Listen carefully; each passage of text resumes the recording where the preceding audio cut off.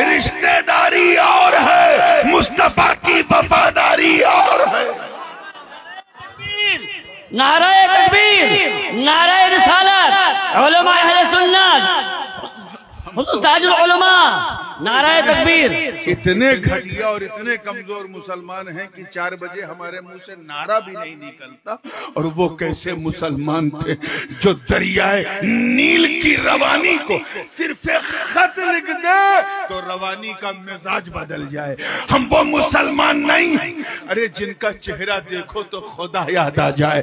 ہم وہ مسلمان نہیں ہیں جنہوں نے دریائے دجلہ کی طوفان مارتی لہروں میں اپنے گھوڑوں کو دوڑا دیا، اور اس منظر کو دیکھ کر شاعر مشرق کو بھی کہنا پڑا کہ دشت و دشت ہے، دریا بھی نہ چھوڑے ہم نے، بحر ظلمات میں دوڑا دیے گھوڑے۔ اب تو بس مسلمان ہیں کہنے کو ہیں، اسی لیے ساری مصیبتیں آ رہی ہیں۔ Try to become a solid Muslim۔ اب آئیے آخری بات اور اسی پہ معاملہ ختم۔ میں عرض کر رہا تھا سورج اپنے مستقر پر تیرتا ہے۔ کبھی آپ نے رات میں سورج دیکھا ہے؟ ارے اتنا بھی نہیں بول پا رہے ہو کہ ہاں یا نہ؟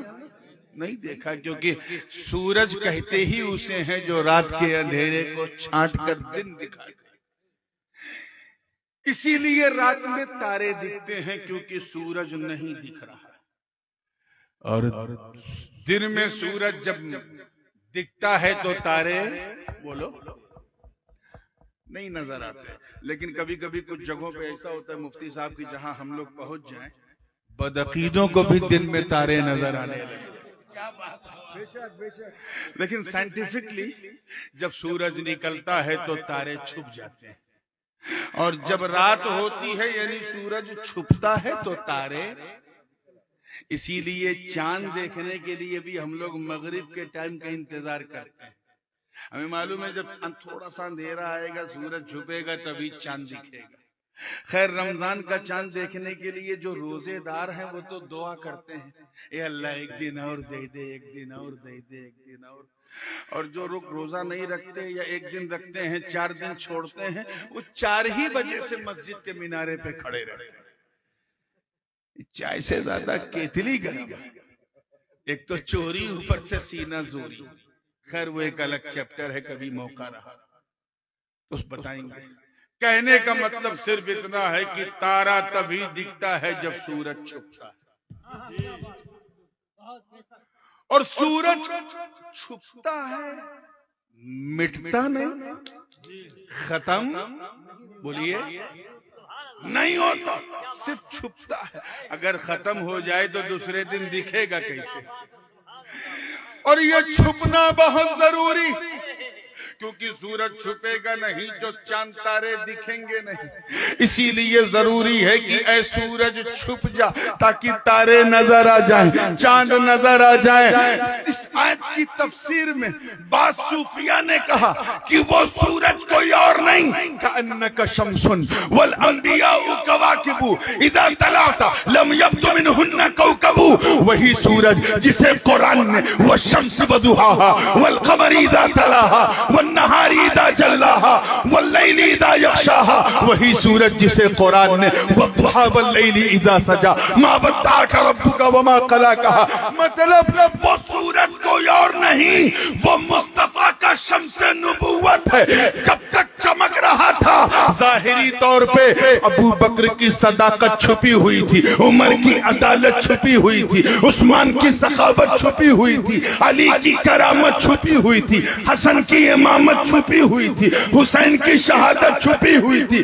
اس لیے بڑا ضروری تھا کہ یہ سورج چند لمحے کے لیے آغوش گنبد خضرا میں پہنچ کر چھپ جائے، روپوش ہو جائے، تاکہ ابو بکر کی صداقت چمک جائے، عمر کی عدالت چمک جائے، عثمان کی سخاوت چمک جائے، علی کی کرامت چمک جائے، حسن کی امامت چمک جائے، حسین کی شہادت چمک جائے۔ نعرہ تکبیر، نعرہ تکبیر، نعرہ رسالت، نعرہ رسالت، سرکار کلام و شیخ اعظم کانفرنس، نعرہ تکبیر۔ سبحان اللہ، سبحان اللہ۔ سورج چھپا تو عبد القادر جیلانی کی غوثیت چمک گئی. سورج چھپا ہوا تو معین الدین حسن سنجری کی خواجگیت چمک گئی. سورج چھپا ہوا تو قطب الدین قطب الاقطاب ہو گئے, فرید الدین گنجے شکر ہو گئے, نظام الدین محبوب الہی ہو گئے, علاء الحق گنجے نبات ہو گئے, اخی سراج آئین ہند ہو گئے. سورج ظاہر تھا تو سب چھپا تھا, سورج چھپ گیا تو اشرف جہانگیر غوث العالم ہو گئے. اب اس سے بڑی دلیل کیا ہوگی کہ مدینے کے مختار کا سورج جب روپوش ہوا تو اپنی کرنیں کچھوچے پہ ڈالی تو کچھوچے کے مختار میں وہ چمکانے لگے. نعرہ تکبیر, نعرہ تکبیر, نعرہ رسالت, سرکار تاج العلماء, سرکار تاج العلماء, سرکار کلام و شیخ اعظم کانفرنس, نعرہ تکبیر, نعرہ رسالت. سبحان اللہ, سبحان اللہ, بہت کو بہت کو ماشاءاللہ. جگمگاتی ہے اجمیر میں وہ مدینے کا مختار جو شمس نبوت بن کے روپوش ہے. یہ کچھوچے کا مختار جو اس کی طلعت لے کے چمک رہا ہے. لیکن اس سے پہلے کہ کچھوچے کے مختار کی طلعت روپوش ہو, اس مختار نے اپنی چمک کے اظہار کے لیے اپنے اظہار کو آگے کیا.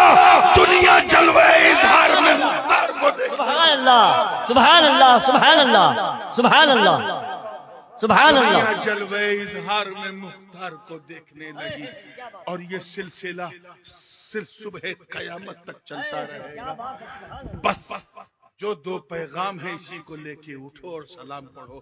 پہلا پیغام یہ ہے کہ اللہ سے ڈرو, اور دوسرا یہ, اور ڈرنے کے لیے جو کچھ کرنا ہے نماز روزہ وہ سب, اور دوسرا یہ ہے کہ اللہ والوں سے اپنی نسبتوں کو مضبوط کر لو, کیونکہ جب تیرا کوئی پرسان حال نہیں ہوگا نا تو یہی اللہ والے ہیں جو تجھے اللہ سے ملا دیں گے.